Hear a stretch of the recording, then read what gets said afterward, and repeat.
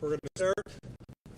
We're going to give an update as to what he's been doing and what communication he has had with other agencies throughout the state, as well as the federal government. Paul. And Paul, again, is our emergency management coordinator. Good afternoon. Since this morning, we've declared a local state of emergency with the hope that whatever damages we incur as a township, we may be able to get reimbursed under Section 19 of the Emergency Management Act, Public Act 390. As of right now, the fire is under control, but however, there are some debris piles where the building collapsed that are still burning and smoking. Occasionally, there'll be a explosion of one of the containers. It still makes it difficult for our investigators to get in and to look at what the cause of this fire was.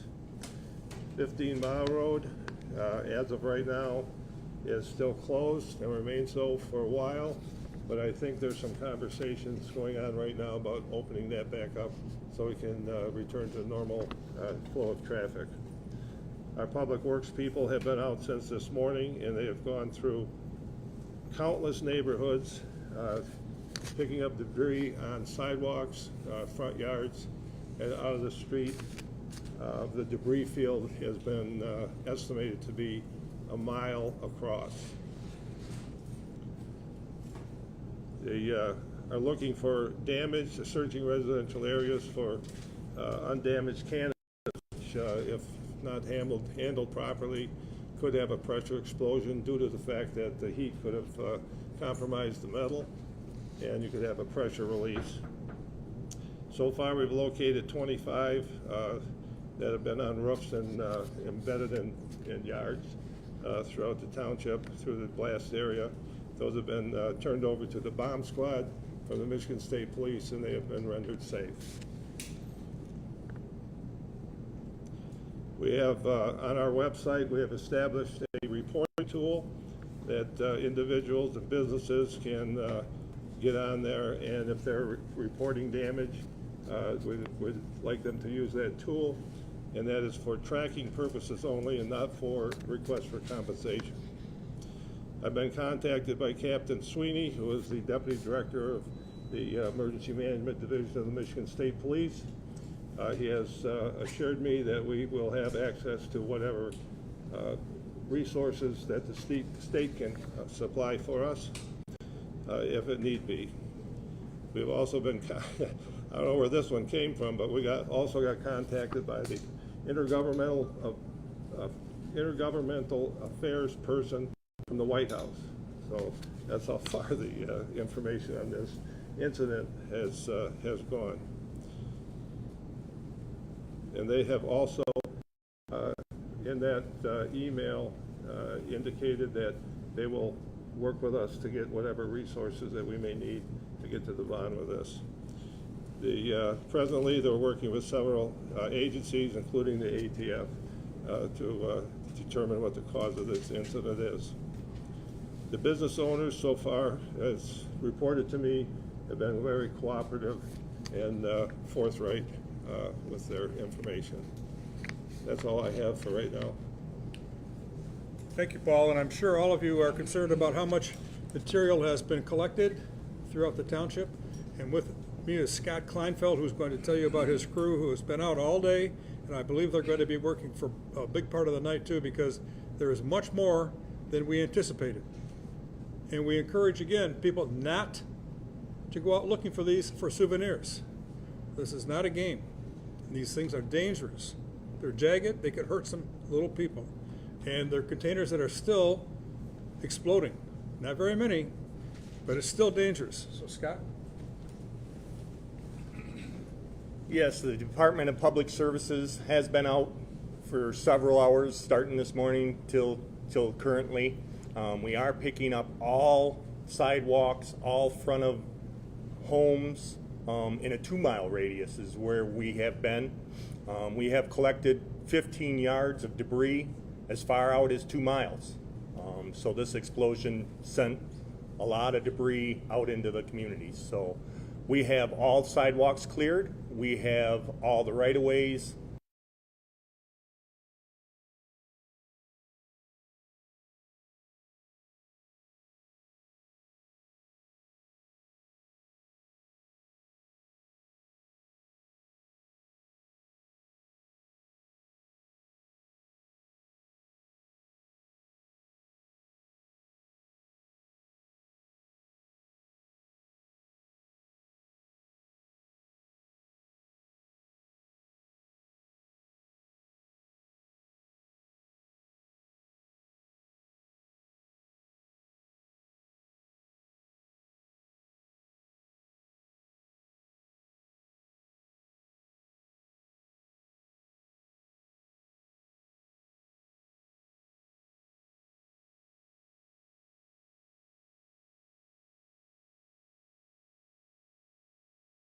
Thank you, Mr. Cannon. Our investigators are working together with the fire marshal and ATF. Again, it is an ongoing investigation. The owners, the employees that were on scene have all been very cooperative throughout this investigation. They were there throughout the night, again, providing any information they can into this incident. So we will conduct our investigation and proceed as accordingly. Thank you. And she has nothing else to say at this time because we don't have all the information that we need or want. And with that, I'll bring our fire chief, Tim Duncan, out. Tim has had a long night, obviously, and his guys have done a fabulous job, as they always do, as does our police department. We're very proud of public safety here in Clinton Township. Chief? Hi, thanks everybody. So anyways, we returned to the scene with our ladder truck earlier today. Put the truck up once it got repaired from some of the damage from last night, putting out the hot spots, trying to subdue some of the smoke over there, and basically cooling everything off. So they were on site there for several hours earlier today. Around the 1 o'clock time period, we felt comfortable to give the railroad the ability to open up that thoroughfare. They had to wait until approximately about 1:30 for consumers to walk the line due to some issues making sure that their line was good and secured. So that should be back up and running. And we've obviously had our personnel out there, continued with our investigation course. Obviously, like everybody else has mentioned, the cooperation, we were approached by a special agent from the ATF to be involved in this, and we certainly gave our full approval to bring everything they can into the township, and possibly along with the state of Michigan and then our local investigators to try to figure out what's happening there. So we're cordoning off the area. Once again, broken record, please stay away. We don't want anybody getting hurt, and we'll be back there tomorrow to hopefully get the investigation underway with all personnel to start to look into this situation. Thank you, Chief. Mary Bednar is head of our Department of Public Works in the Water and Sewer Division, and she knows that there are other businesses that are affected greatly by this tragedy. So Mary, you want to just tell us what those businesses are and what's going on with them? Yes, there's currently several businesses that are being affected. The Burger King, the Walgreens, across the street of 15 Mile Road, and Employment Services, and several of the light industrial buildings still have debris in their parking lots. We focused in Public Works, the area between Garfield and Gratiot, 16 Mile and 14 Mile, but the immediate quarter mile around the site still has quite a bit of debris. We'll be working with people to try to get that debris picked up or at least secured in the meantime. Thank you, Mary. Now we'll throw it open to questions. Just tell us who you'd like to address the question Bob, to. Can you first discuss with us the 19-year-old? Are you going to be identifying that young man? Chief, we haven't identified him, have we? No, we have not. Okay, we have not identified the young man yet. I don't know if everybody's been informed. At this point in time, I think we're looking for privacy for the family, and soon it'll be up, but not yet. What was he doing? We don't, well, We were told he was at a car wash I think he was observing what was going on. by himself? I don't know. Was it not at BD's? Was it the BD car wash? I believe it was. It was Chief. a car wash right at 15 Mile Road and Beaconsfield. Can you talk about the fact that at 10 o'clock you said that you were interrogating or you were questioning the owners and that there had been no arrest? Is there an arrest imminent? Are you still questioning the owners? Still questioning the owner and the employees to try and determine what occurred. Do we know if they were allowed to have these canisters filled with butane? We know that they were not allowed to have these canisters. They were not permitted to have them in this building. They were illegally in that building. What about, were they closing last night? Was the business closed when the fire started? Was it open? We have information that it was closed, but there were employees on site filling some online orders. So there were people in the building and Yes. they had to run out. Yes. And they gave you no indication as to what might have caused the fire? None, no. Again, this is an ongoing investigation. We're only a couple hours into it. No, and Everybody evacuated safely. They got the Walgreens employees out safely, the Burger King employees out safely. Every other businesses were closed around that area. So everybody's accounted for. Chris, did you have a question? Yeah, I just wanted to follow up on the 19-year-old. Do you have any idea when you Yeah, we're gonna speak to the family regarding that and, maybe tomorrow. Is he from Clinton Township? Yes. Can you talk Yes, ma'am. Yes, has the township cited this building before for any issues? And when was the fire marshal's last inspection of the facility, and what was the results of the inspection? Chief, you want to talk, we'll go to the fire marshal first, and then we'll talk about building.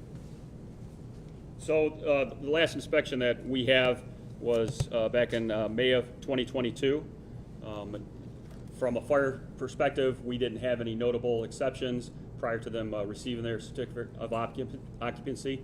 So in between that time period, we did not have anything on record. Thank you. And this is Barry Miller, head of our building department. Barry?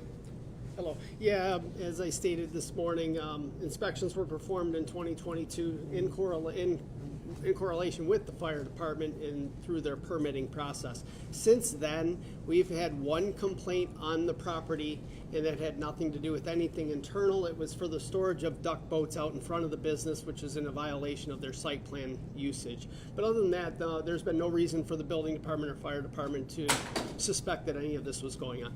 Barry, what happened after the violation of the duck boats? Did they remove them, or- They removed them and came into full compliance before we issued any kind of citation. We gave them a warning and they complied. Thank you. They were authorized to sell vapes commercially to customers, but what were they doing with the canisters on site? We didn't know the canisters were Yeah, on we site. have no Appreciating that, but I idea. guess in hindsight now, what were they doing with that much on premises? We would just be speculating at this point. We don't know. That's to be determined. That's to be determined. Okay. Do you have a message to folks? When we were out there, we saw citizens picking up canisters, putting them in their cars, taking them. What's the message to folks? The message is very simple. Please don't put yourself, your family, and your friends in jeopardy, because those are dangerous. Anybody who saw anything at all from last night knows what could possibly happen to them. If you go take a look at some of the buildings where they're embedded in the building or in the roofs of buildings in the area, you don't want those in your car or in your home or near any family members. Please don't do it. Chief Duncan, can you talk about the idea of having these particular kinds of canisters? What are the rules governing having them, where they're supposed to be stored? And we know that they weren't supposed to be there, but where are they supposed to be stored? So we're still working on that information. We do have that available to us, but we're not ready to put that out there yet. There's a lot of aspects that go into these, the storage, what they're allowed to do, certain amounts that they're allowed to have. It's a very detailed accounting that's obviously done by the rules or our codes. So at this stage, we're still fully investigating, trying to figure out what they actually had on site, the quantities, so on and so forth. So still way too early to exactly speak intelligently on that. So we're waiting to gather information through the building department, our ATF allies, state allies, and our local people to basically get to the bottom of it. So rest assured that will be done, and it's going to be done in a hopefully timely fashion. Chief, what comes next in this process throughout the rest of the day-to-day and then into the night with just cleanup and investigation? Biggest thing tonight is the securing the area. Like Supervisor Cannon and everybody else has said, is keeping the public away. We did have to take the step to have some of our police presence over there. Obviously, you can't control all the time a vast area like we're talking about. You got two major intersections there, people coming in from all over the place. We'd highly suggest that people take the advice and stay away. From there, we have the scene, hopefully as locked down as we can tonight, and then tomorrow morning early, the ATF team, state, and the local fire prevention division have met this afternoon. They got a game plan in place to go ahead and move forward. Chances are there's going to have to be some heavy machinery out there at some point to start doing this, but they got to move with caution because they're essentially still putting themselves in harm's way. It's a static, not a static scene, but a very dynamic scene. So even with them stepping through, they have to watch out every step they take. So obviously, if we're taking that amount of caution, the public certainly needs to take that amount of caution. And sir, what's the timeline for when we could possibly get a cause and how this all Oh, this could be several days. Obviously, they're going to take samples of whatever they have, that they come across. Usually, sometimes the state will bring in some of the dogs to kind of just, sniff that out. So we have a great working relationship with them. Certainly, I authorize them to come in full bore. We don't want to, turn down any opportunity to have help. So they're very gracious, and they're willing to come in and help out, and I think they're ready to take control and help us out, which is going to be a great learning experience for our community also. So as you know, we don't come across this stuff all that often. Well, how did you manage all the huge flood of 911 calls? And did you guys run into any hiccups? So fortunately for our community, we're aligned with Comtech, which is part of the dispatch center throughout Macomb County. They pretty much control about half of the county. Without that, on a local level, if we were still doing it ourselves, it would be nearly impossible. One person could never handle that. They're pros at what they do. They can handle an immense amount of phone calls that come in. This would be similar in nature to a pretty major storm that would come through. You're getting calls in the hundreds, and they have the personnel that are capable of handling that, disseminating the information that needs to go out, and turning that on to with the people that you need to respond to it. So we really didn't experience much issue. Very good with our battalion chief that was on scene last night. Things were controlled. I said I'm exceptionally proud of our people, the people that came in and helped from the other communities. So it's chaos, but it was controlled chaos, basically through the efforts of the people on scene. For point of clarity, is your department in the lead? Is ATF in the lead? So we will still remain in the lead. They are always coming in as an assist. So they're, like I said, they're gracious enough to come in and give us their experience. We do interact with the state numerous times, even on basic house fires, because they're always learning. They're bringing some of their people in. It's always a turnover of personnel, so any chance they get to learn, they're helping out. So it's nice, and sometimes we'll get nearby communities that will bring their personnel over on site, along with some of the newer dogs that are trained to do this kind of thing. So it's definitely a good outreach. Great from a regional perspective that we get all this help. Like I said, one department cannot do this on their own. And if you would, to a layperson, what are the priorities as you go tomorrow and the next day in regard to beyond safety, but what are the challenges when you look at what you've seen and what you're going to be dealing with, trying to reconstruct where this may have originated from, those types of things, but how do you approach this tomorrow? So they have a pretty good understanding of where they're going to start the process. They've been doing this for a number of years, so they do have a specific part of the building that they feel they're going to start, basically, step one. And then from there, they recreate the scene. You're going to be starting to pull things back. You recreate what you think happened. And then obviously with some of the information you get from the people that were in the building, you're going to get little clips. So the biggest part is about kind of clearing everything out, recreating what you can, putting it back together as much as you possibly can. So like you had a typical house fire, you're trying to recreate the room, trying to pattern what's happening. There's certain patterns that happen.